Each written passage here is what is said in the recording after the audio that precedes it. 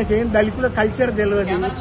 ఆమె ఏంటంటే సార్ మాధవిలత గారికి ఈ దళితులు భారతదేశ మూలవాసుల కల్చర్ తెలియదు ఆమెకి. పాపం ఆమె ఏంటంటే కష్టాలలో పెరిగింది, ఫీజులు కట్టడానికి డబ్బులు లేవంటే స్కూల్లో.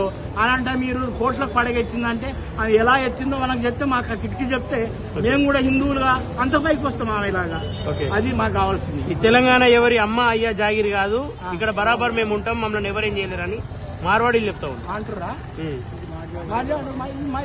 తెలంగాణ అంటే తెలంగాణ జాగిరి. ఇవాళ ట్రంప్ గారిని అడుగుమన్నమాట.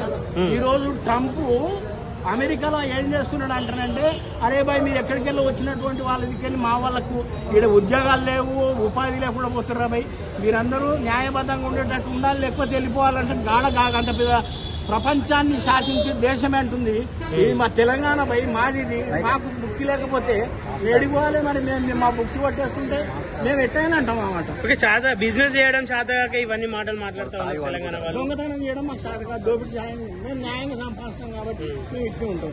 2005 వండేటోళ్ళు వీళ్ళంతా తెలంగాణ ₹1 దాచుకుంటాం మేము, వాళ్ళ 200 పెట్టి తాగి పడుకుంటాం. ₹1000 ఒక విషయం ఏంటంటే, మేము గుడ్లు తినమంటే వాళ్ళ ఇంటికి వెళ్ళండి, సడన్ గా ఎప్పుడన్నా వాళ్ళ ఇంట్లో పోయి చెకింగ్ చేయండి, ఎన్ని గుడ్లు తింటో తెలుస్తుంది.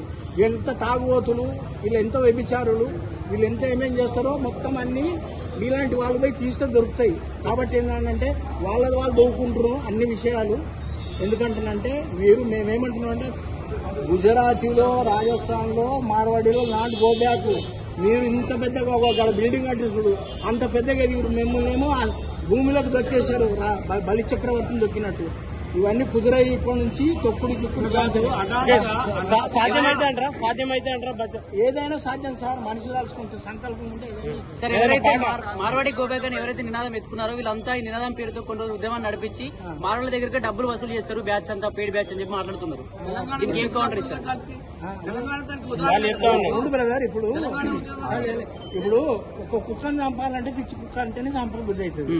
కాబట్టి మా వాళ్ళ మీద ఇప్పుడు ఉద్యమాలు చేస్తున్న ఇటువంటి తప్పుడు ఆలోచనలు పెడితే అది ఆ ప్రజలకు ఎక్కుతానికి చూస్తారు.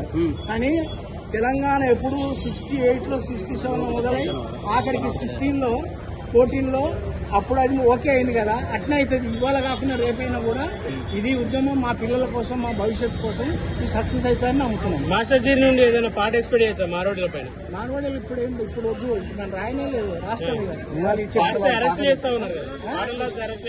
అరే అరెస్ట్ చేస్తారు భయ్, అన్ని వస్తుంటాయి కదా. ఇక ముందు వాళ్ళు తమ పద్ధతులు మార్చుకోకపోతే పాటలు కుడతాయి, మాటలు కుడతాయి, నాటకాలు కుడతాయి, అన్ని కుడతాయి. Thank you.